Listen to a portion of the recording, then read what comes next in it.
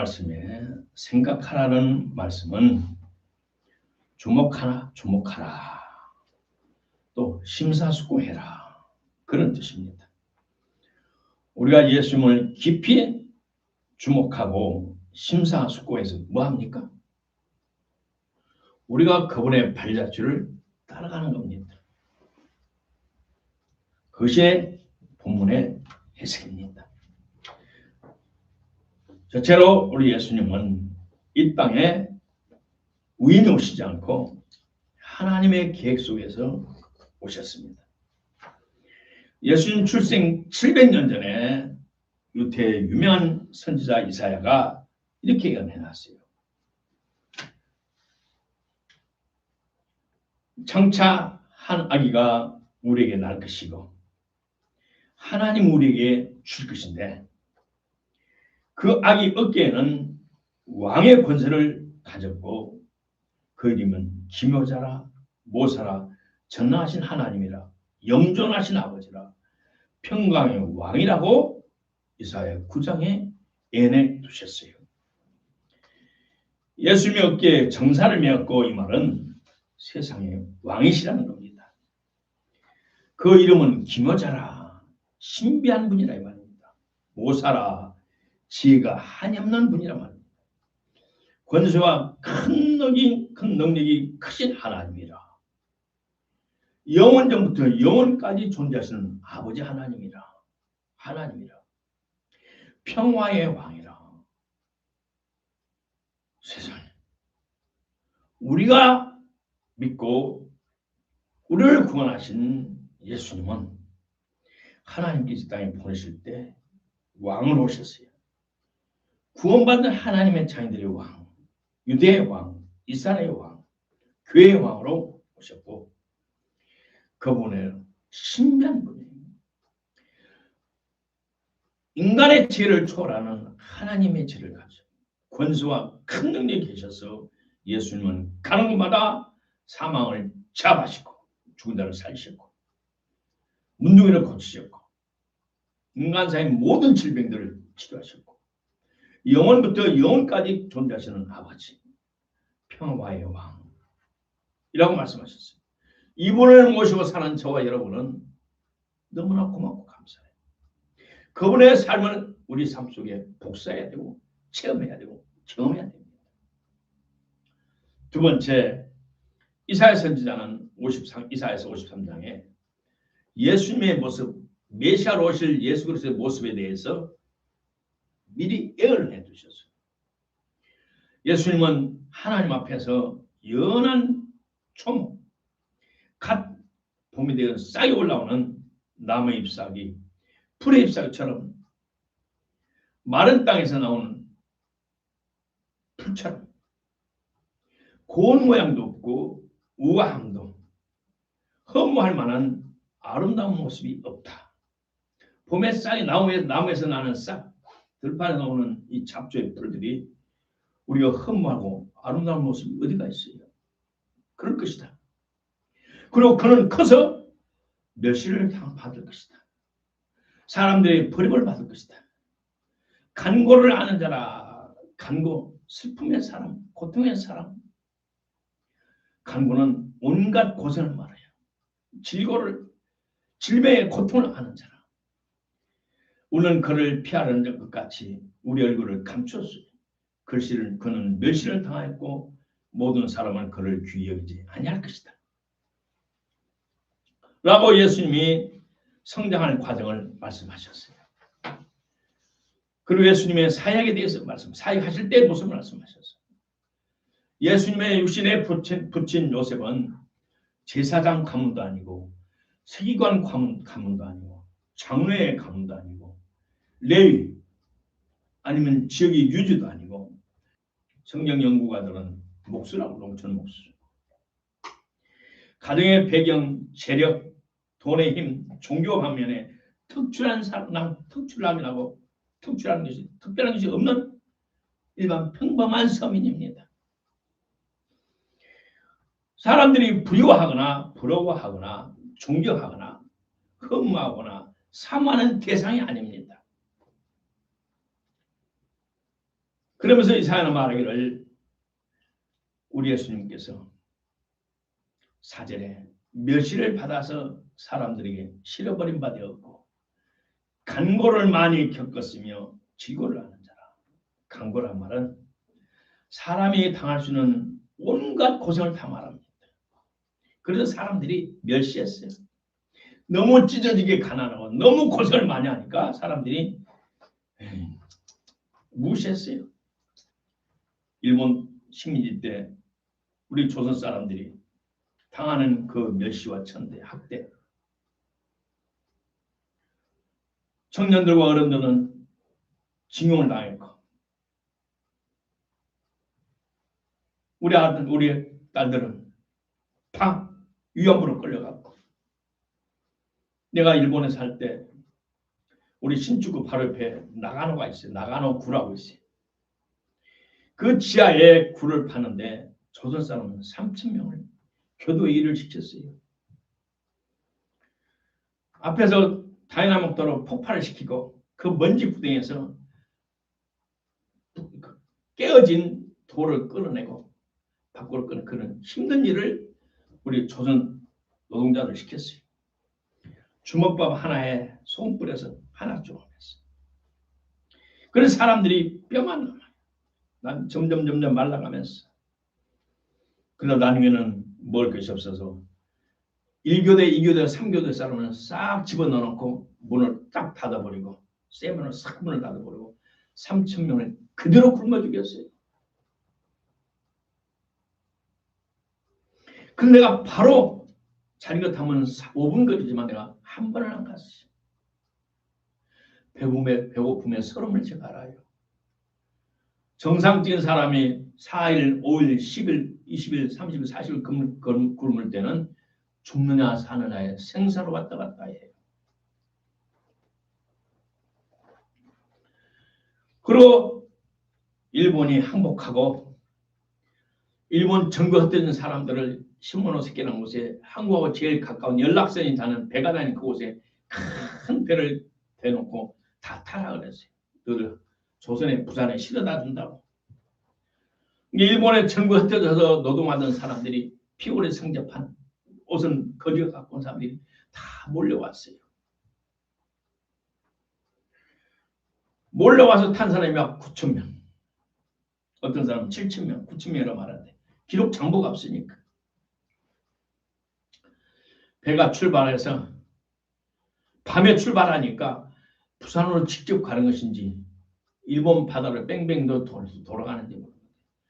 새벽 2시, 1시경 배 탄 일본 선장 모든 일본 사람들이 싹 빠져나가고 지하실에 다이나믹터를 폭파시켜서 배가 조각나서 두동강 나서 그 많은 사람들이 싹 빠져 죽었어요. 그리고 거기서 구사일생으로 살아난 사람들이 그걸 증언을 했어요. 이렇게 못된 일본에서 우리가 식민지 때 학대를 당했어요. 6.25 때는 우리 한국 사람들이 얼마만큼 북한 공산당에게 학살을 당하는지 3일 만에 서울을 뺏겨가지고 서울에 오니까 인민재판이라고 지역의 군인 가족, 경찰 가족, 공무원 가족, 목사들 그 다음에 그 지방에서 공산당 빨갱이들한테 미움탄 사람들 그 명단을 다 가져와 가지고 종로, 세대문, 마포, 용산 큰 광장과 학교 앞에 그들을 불러다 놓고 재판 5분. 누구 많으냐? 맞다. 너 평소에 뭐 했어? 구청에 다녔습니다. 너는 경찰의 가족입니다. 공무원 가족이지. 아니 새끼야 너 공무원 경찰 가족이야. 너는 우리 아빠가 하사입니다. 군대 잡아다 놓고 이놈들은 인민들을 학대한 죄로 직결 처벌한다. 할 말 있어 없어? 말하려면 시간도 안 줘. 그대로 다 쏴 죽였어. 9월 28일 메가더 장군이 인천 상륙작전에서 9월 20일 3개월 동안에 전국적으로 인민재판에 죽은 사람은 부지기수고 죽지 않은 사람들은 입으로 다 끌고 갔어요. 내가 얻는 사람은 남편이 53살에 돌아가시자 신랑만을 데리고 광주로 이사해서 너무나 가난해서 쌀을 살 수가 없어서 정부미를 사서 먹었어요. 그것을 정부에서 주는 쌀을 사서 물에 담그면 물이 허옇게 하얗게 뜨는 것이 절반이에요. 그걸 먹고 살았어요. 먹고 돌아서면 배가 고파. 방세가 밀렸다고 1월 달에 집주인이 와서 꽹이로 방을 파물어서 그 찬방에서 그 어린 식구 다섯을 데리고 눈물을 흘리면서 밤을 새운 그런 엄마도 있었어요. 영하 15도의 방에서 오돌오돌 떨면서 얇은 이불을 둥둥 감고 밤낮 뜬 눈을 새고 나를 샜어요. 또 어떤 딸은 멀리 마산에는 방직 공장에서 일하면서 낮에는 일하고 밤에는 방직 공장에는 고등학교 과정을 공부해서 주경자도 그랬어요. 또 어떤 딸은 직장에 찾을 길이 없어 그 당시 식모라는 남의 집 가서 보모사를 했어요. 어떤 때는 둘째 아들이 짐발에 자전거를 타고 가게마다 다니면서 아이스케이크를 갈아주고 수금하면서 번 돈으로 동생들 국수라도 사 먹고 학교를 보내야 되는데 비가 계속 오니 그 일을 할 수 없어 발을 쭉 뻗고 방성대공했다고 말합니다. 대부분 집은 쌀밥이나 보리밥을 먹지만 이 집에는 밀가루 만든 수제비와 국수가 주식이었어요. 막내는 고등학교 다닐 때 학비를 못 내서 학교에서 신방을 담임 선생님이 집을 와보니 단칸방에 6, 7이 살고 너무 불쌍해서 착하고 공부는 잘하니까 교장선생님한테 신청해서 밤 10시 넘어서 학교 와서 화장실 청소하는 조건으로 학비를 면제해 줬어요. 3년 동안 그는 밤 10시 넘으면 항상 학교 가서 청소를 하고 와서 학비를 면제받고 고등학교 3년을 다녔어요. 이 애들의 마음에서 그들의 소원은 뭐냐? 라면과 밥을 따로 먹는 거예요. 라면에다 청국민을 섞어서 그냥 호로로 마시는 거예요. 반찬이 없으니까. 늙은 어머니는 손에 잡히는 대로 시내 변두리에 채소밭에 다니면서 또 식당을 다니면서 겨울에는 식당을 다니면서 몸을 쓰지 않고 주야로 자식들을 먹이고 입히고 가르치고 몸부림을 쳤어요. 남편 일찍 보내고 자식들 키우는 엄마의 고생, 이것이 간고라고 그래. 간고. 예수님은 간고를 경험했다고 그랬어요. 예수님은 얼마나 고생을 많이 했는데 저는 배우지 아니하였거든 어찌 그를 아느냐. 요한복음에 나와 있어요. 그리고 예수님은 질고를 아는 자라 그랬어요. 질고를 아는 자라. 질고는 뭐냐면 병을 말해요. 병. 예수님의 육신에 붙인 요셉이 일찍 돌아가신 것 같아요. 그것도 어떤 교통사고나 뭐 다른 병 아니고 중한 병이 들려서 고생하다가 죽은 것 같아요. 그러니까 이사야 선지자가 예수님은 고생을 알고 병을 아는 자라 그렇게 예언했어요. 구약의 선지자 예언은 하나님의 영 성령으로 예언했기 때문에 이 땅에 실제로 삶 속에 나타나요. 그러므로 예수님은 어렸을 때 장자로서 동생들 5을 키우면서 어머니 마리아를 모시면서 아파의 병치다리 병을 고치려고 몸부림을 쳤을 거예요. 질고를 아는 자라 이 말은 질고를 경험했다. 병의 고통을 경험했다 이 말입니다. 저와 여러분이 건강한 것은 하나님의 일반적인 은혜와 특별한 중이에요. 예수님께서 십자가에 채찍맞아 돌아가심으로 우리의 병을 짊어지셨다라고 성경은 말하고 있어요. 하나님께서 말씀하고 계셨어요. 그럼 우리는 예수님을 믿기 전에 건강한 것은 하나님의 은총이고 예수 믿어서 모든 질병에서 고침받는 것은 예수님께서 우리의 질병을 담당하셨기 때문에 저와 여러분이 지금 건강하게 살아가는 겁니다. 셋째로 말씀이 육신이 되신 예수님은 사람에게 침례를 받았어요.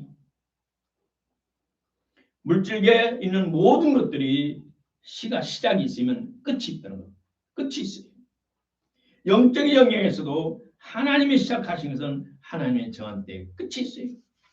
마귀가 사탄이 제 아무리 발버둥을 쳐도 하나님이 정하신 때가 되면 그는 풀무불에 들어갈 거예요. 사망 권세가 아무리 커서 모든 사람을 죽일지라도 때가 되면 이 사망도 철폐가 됩니다. 하나님이 정하셨기 때문에. 예수님이 30살 되자 공적인 전도자 메시아로서 생활을 시작합니다. 예수님의 어머니 심내 세례 요한의 어머니는 서로 아는 사이예요. 예수님은 하나님의 정하신 대로 시골에서 어머니와 동생들을 키우면서 가진 고생을 다 하고 병 고생을 다 경험하면서 보면서 자기의 삶을 가고, 요한은 하나님이 주신 사명을 따라서 산에서 석청 바위 속에 돌 속에 있는 꿀을 따먹고 메뚜기를 먹고 깐띠를 띠고 날마다 하나님 얼굴을 구하는 생활을 했어요. 때가 되니 산에 있던 세례요한이 땅에 시내에 들어와서 예루살렘에 나타나서 모든 백성들에게 천국이 가까웠으니 회개하라. 그러니 그 말씀을 듣고 가슴에 찔림 받은 사람들이 요한에게 우리가 어찌할꼬? 그럴 때 죄상 받는 침례를 받아라. 그래도 많은 사람들이 요단강에 가서 침례 요한에게 침례를 받아 죄상을 받았어요. 그런데 어느 날 예수님께서 요한을 찾아오셨어요. 즉시 예수 알아본 요한이 산에서 하나님 얼굴을 구하고 하나님의 여기 충만한 요한이었기 때문에 메시아지 예수 그리스도를 단방에 알아봐요. 왜? 영이 같기 때문에. 하나님 영이 역사하기 때문에. 어찌 내게 오시나이까? 내가 당신에게 성령의 침례를 받아야 되는데 어찌 당신에게 오십니까? 예수 말씀하시를 이와 같이 하여 네가 나에게 침례를 베풀고 내가 너에게 침례를 받아. 이것은 하나님의 의를 이루는 것이다. 마태복음 3장 15절에 하나님의 의를 이루자. 그래 요한이 할 말이 없어요. 순종해서 이해. 내가 너에게 침례를 받아야 하는 것이 하나님의 뜻이다. 하나님이 말씀이 육신이 되어신 예수님께서 사람의 아들 요한에게 침례를 받았습니다. 이것은 겸손의 극치입니다. 하나님의 뜻을 이루기 위해서 예수님이 낮아지셨어요. 말씀에 오늘날 모든 사람들의 비극과 고난과 환난의 원인은 사람이 제 분수를 모르고 하나님의 뜻을 하기보다는 자기의 뜻, 자기의 야망, 자기의 계획을 이루려고 교만한 삶을 살았기 때문에. 세상만 그런 것이 아니라 교회 안에서도 마찬가지예요. 하나님의 뜻을 먼저 추구하고 따르고 실천할 하나님의 백성들이, 말로 하나님의 백성들이 입으로는 하나님의 뜻을 따르는 것 같지만 행위로서 부인하니 어찌 교만한 자가 아닙니까? 하나님께서는 명백하게 가르치시를 겸손한 자가, 하나님의 의를 구하는 자가, 하나님의 의를 추구하면서 핍박을 받는 자가 복을 받는다고 말합니다.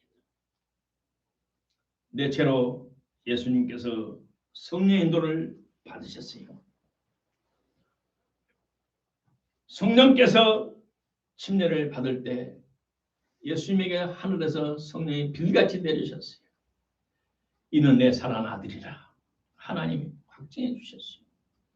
그리고 그 성령께서 예수님을 광야로 인도해 가셨어요. 그래서 광야에 가서 40일을 굶으면서 주야로 밤낮으로 굶으면서 금식기도 하셨어요.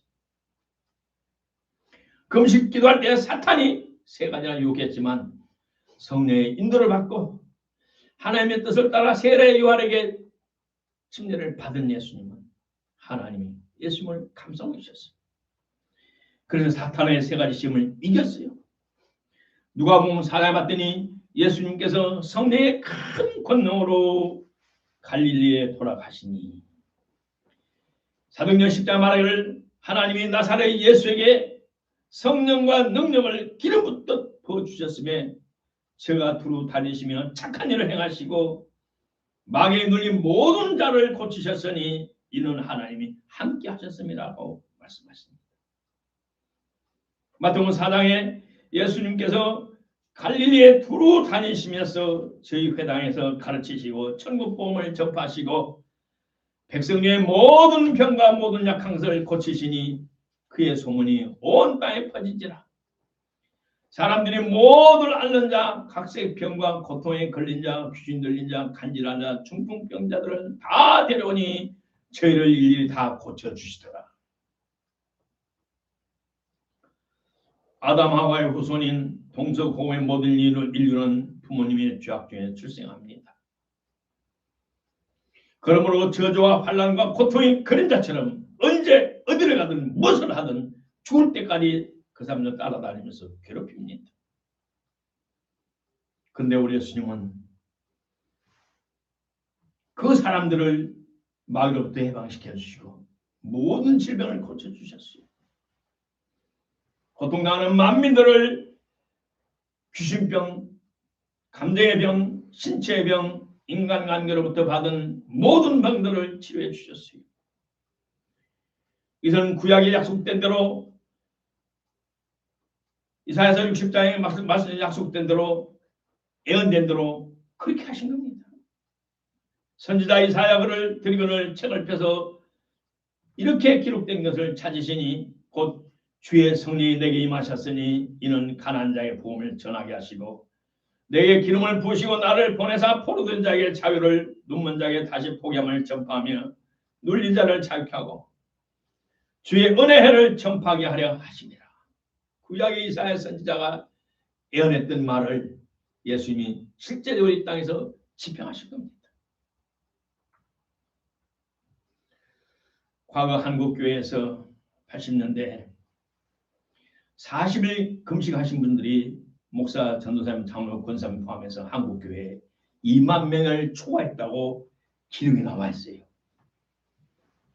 근데 2만 명을 초과했던 그분들이 많이 돌아가시겠죠. 그러는데 지금 왜 금식기도를 하지 않습니까? 2018년 일본에서 제가 금식을 할 때 수많은 사람들이 어떻게 알고 내가 몇 사람이면 말 안 했는데 전화가 옵니다. 너 그러다 죽어. 너 그러다 아니면 식물인간데 나이가 몇인데 과거에 많이 굶어서 몸도 약한데 그러면서 수많은 사람이 전화 와요. 당장 멈춰. 당장 멈춰. 당장 멈춰.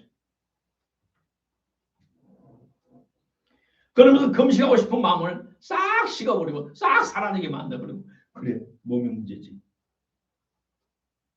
금강산도 식후경이야. 목회 건강한 몸이 있어야 돼.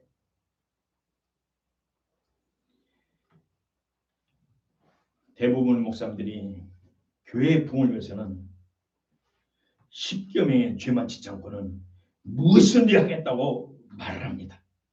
교회의 부흥을 위해서 내가 무엇이든지 하겠다.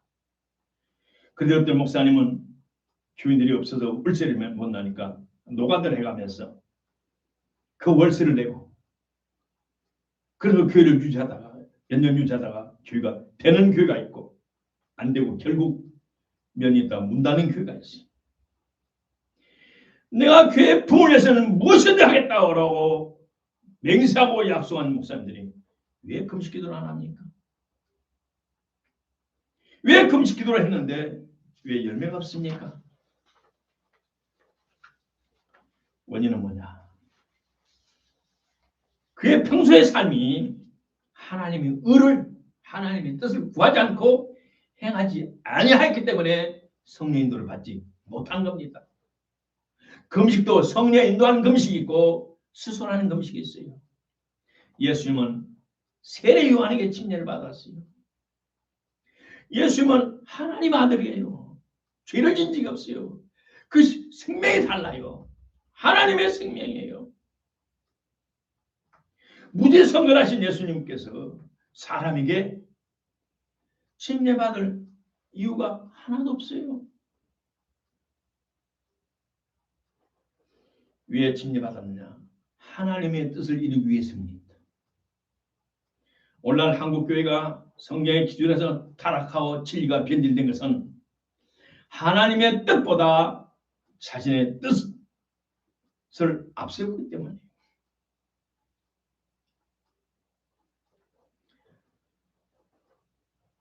물과 성령을 거듭난 하나님의 백성들에게는 하나님의 생명이 들어가서 본능적으로 예수님을 사랑하도록 되어 있어요. 예수님을 사랑하지 않기 때문에 하나님의 말씀을 무시하는 거예요. 하나님의 뜻을 따라 살아갈 때 하나님의 성령께서 우리를 인도하셔요. 로마서 8장에 말하기를 무릇 하나님의 영으로 인도함을 받는 그들은 곧 하나님 아들이라. 다시 말하면 하나님의 자녀들은, 아들, 딸들은 하나님의 영으로 인도함을 받는다는 겁니다. 자식은 부친의 말에 절대로 순종하는 것이 가장 크고 기본적인 도리와 똑같은 겁니다. 우리가 물과 성령으로 정말 거듭나고 회개하고 성령을 받았다면 우리는 하나님을 사랑할 수밖에 없어요. 아멘. 저절로 사랑해야 돼요. 아멘. 어떤 고난과 핍박과 환난이 올지라도 주님이 가진 그 발걸음을 따라가는 거예요. 우리의 심장과 폐부와 마음을 감찰하시는 하나님 앞에 내가 손을 대고 생각해 보세요. 내가 정말 내 목숨 다해 주님을 사랑하겠는가? 내 영혼을 구원하기 위해 십자가에 못 박에 돌아가신 몸을 찌고 피를 흘리신 예수님을 위해서 내가 살아가겠는가? 성찰해 보시기 바랍니다. 그리고 금년 한 해 우리가 구정을 맞아 새로운 해에는 예수님을 일생을 본받아 저와 여러분 같이 살아야 주님으로 축복합니다. 사무엘 상에는 이렇게 말합니다. 나를 존중히 여기는 자를 내가 존중히 여기고 나를 멸시하는 자는 내가 멸시하리라. 내가 목숨 바쳐 주님을 사랑하면 우리 하나님께서 나를 사랑해 주셔요. 나를 책임져 주셔요. 우리 중국에 나와 나이가 동갑인 우리 자로수가 있어요. 중학교에서 교사를 하다가 은퇴하신 전도사님이 계셔요. 작년 11월 말경에 화장실에서 밤에 가다가 넘어져가지고 엉덩이뼈가 깨져버렸어요. 화장실에 미끄러 넘어졌어요. 그래가지고는 간신히 기어 나와서 이웃 사람을 불러가지고 밤에 구급차를 타고 응급실에 실려갔어요. 가서 마취제를 맞고 아침에 의사들이 와서 조사하면서 수술한다고 조사를 이것저것 조사하다 보니까 뇌에 뭐가 있어가지고 수술하면 안 돼. 못 깨어나. 그래서 우선 뇌에 있는 거 먼저 치료하고 몇 달 후에 내년 봄에 따뜻할 때 하는 4, 5, 6개월 후에 그때 그걸 엉덩이에 요만한 쇠를 받았어. 쇠를 받아서 엉덩이뼈를 연결해서 수술하자고. 집으로 돌아왔어요. 12시간 석 12시간 두 사람이 붙어 있어야 돼요. 꼼짝을 못하니까. 앉도 못하고 서도 못하고 그냥 누워있는 거예요. 그래서 12시간 석 붙어 있어 사람이 일하는데 제가 기도하니까 하나님께서 우리 전도사님이 하늘의 빛이 임해요. 하나님의 능력이 임해요. 내가 얼마나 감사한지. 우리 전도사님이 2년 전에 내가 정신이 온전할 때 나를 사랑하시는 주님께 내가 뭘 드릴까 하다가 자기는 집을 우리 선교부로 넘겨줬어요. 내가 미리 정리하지 않으면 내 동생과 조카들이 다 가져가니까 내가 정신이 말짱할 때 온전할 때 주님께 드리겠다고 자기의 전 재산을 다 넘겨버렸어요. 내가 울었어요. 아버지 감사합니다. 하나님 사랑한 딸을 천국 갈 때까지 지켜주소서. 한 달쯤 지나니까 빛은 계속 하나님께서 비침해요. 하늘에서 불이 내려가요. 보여요. 문자 왔어요. 대련에는 동생이 자기가 조카하고 둘이 성교집이니까 직장도 안 나오고 성교집에 내려가라고. 그리고 우리 옆에 큰 유명한 의사가 있다고 내려가라고. 딱 받는 순간 주님이 거기 가지 못 가게 하라. 내가 전화했어요. 동생과 조카는 착한 사람들 내가 안다. 네 형제니까 착하다. 그러나 그이들은 생명이 없다. 하나님의 생명이 없고 성령이 없다. 가지 마라. 근데 바로 가서 표 취소했다고. 안 간다고. 근데 한 일주일 전에 40, 50일 됐는데 동영상이 왔어요. 혼자 방을 걸어다녀요.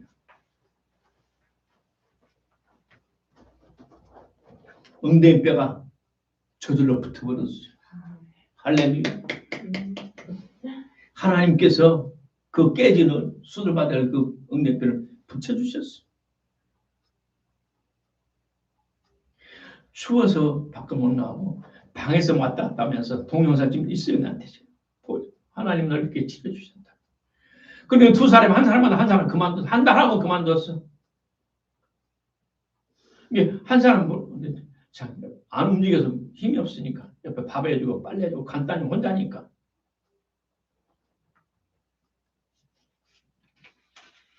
이런 하나님이 우리 하나님이시. 이름은 우리 아버지시. 하나님과 그분의 말씀을 존중하고 귀중하고요. 귀중히 여기고 목숨 바쳐 지키면서 살아갑시다. 아멘. 그럴 때 우리 하나님께서도 온 정성을 다해 우리를 귀중히 여기시고 끝까지 책임지시고 복을 주실 것입니다. 그리고 기도하니까 머리에 있던 것이 없어졌어요. 생각해 보세요.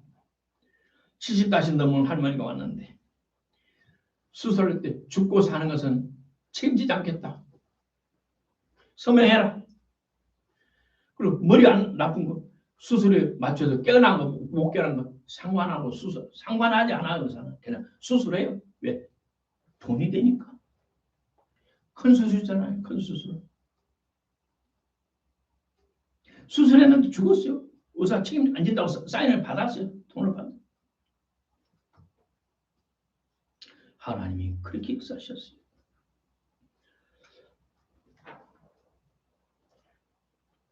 영국의 유명한 옥스퍼드 케임브리지 대학이 가장 유명한 대학이에요.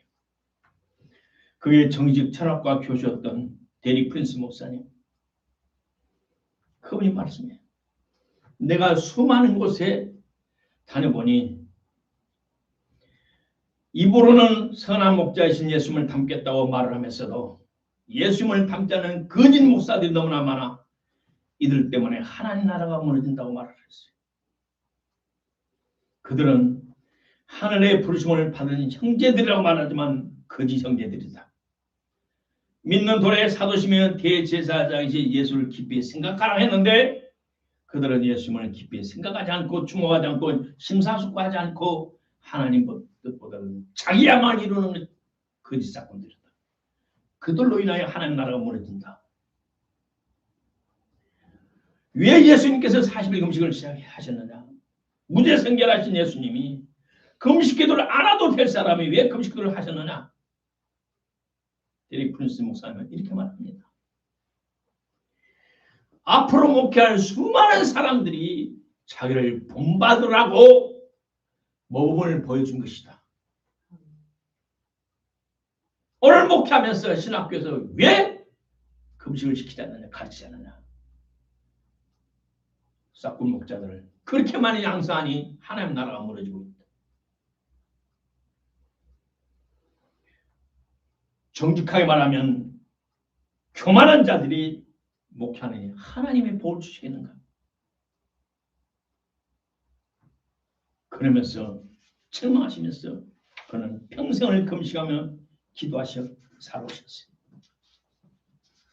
다섯째로 예수님의 온유하심을 보자 봅시다. 예수님께서 말씀하시기를 고난당한 인류를 초청하셨어요. 수고하고 무거운 짐진 자들아 다 내게로 와라. 내가 너를 쉬게 하리라. 나는 마음이 오냐고 겸손하니 온유하다.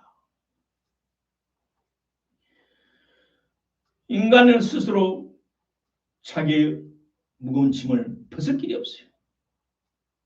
인간 스스로 힘과 능력으로는 무서운 고난과 환난은 그의 근본인 죄값을 청산할 수 없고 죄의 징계인 수많은 고난, 고통, 환난을 벗어날 길이 없어요. 수고하고 무거운 저 몸부림을 다 내게로 오라.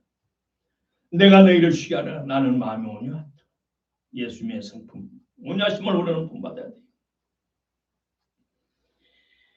마음이 온유하다 이 말은 뭐냐? 마음이 따뜻하다. 어떠한 경우라도 화를 내지 않고 마음이 유순하고 따뜻하고 그렇게 한자적인 의미는 그래요. 온유하다. 마음이 따뜻하다. 성질을 부리지 않는다. 그것이 아니에요. 민수기 12장에 말하기를 이 사람 모세는 온유함이 지민의 모든 사람보다 더 뛰어나더라고. 뛰어나더라.